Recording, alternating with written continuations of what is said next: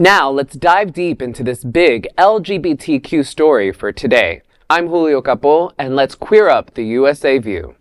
Trump mocked trans people before Canada's PM, whose child is non-binary. President Donald Trump mocked transgender people in front of Canadian Prime Minister Mark Carney, whose child identifies as non-binary. This happened during an Oval Office meeting that was meant to focus on trade relations, but instead turned into a display of Trump's culture war politics.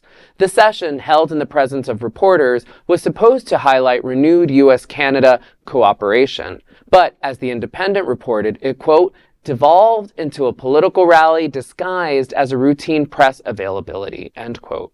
Trump repeatedly veered off topic to attack Democrats, the media, and transgender people, boasting, quote, "We have strong borders, we have no men and women sports, we're not going to take your child away and change the sex of your child," end quote. He continued, claiming Democrats had left America a dead country plagued by, quote, men playing in women's sports and transgender for everybody and windmills all over the place, end quote. Carney, seated beside him, remained silent, a restraint reflecting the stakes of Canada's trade dependence on the United States. Carney and his wife, economist Diana Fox Carney, have 4 children, including Sasha, a Yale graduate profiled in 2019 for using they-them pronouns and embracing non-binary identity. Trump's continued targeting of transgender people remains a central theme of his political brand.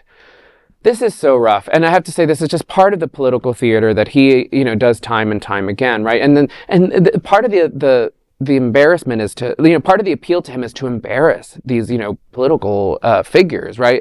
In this case, Carney just has to sit there and listen because he knows what's at stake, and this is so hard because this is neither here nor there, but it just takes me to this. 2 weekends ago, my team participated in the Gay Softball World Series, which, by the way, we won. Out of 57 teams, the Fort Lauderdale team won. Whoosh, we love you. Whoosh team is amazing. Thank you for taking me on and for letting me play.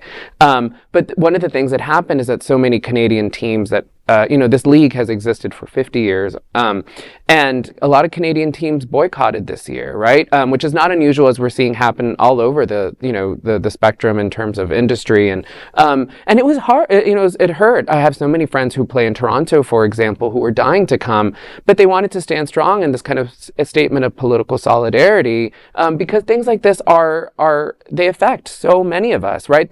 The amount of times that they just kind of use this transgender boogeyman to just attack our humanity, and it's of course just political theater, and it just bothers me to no end.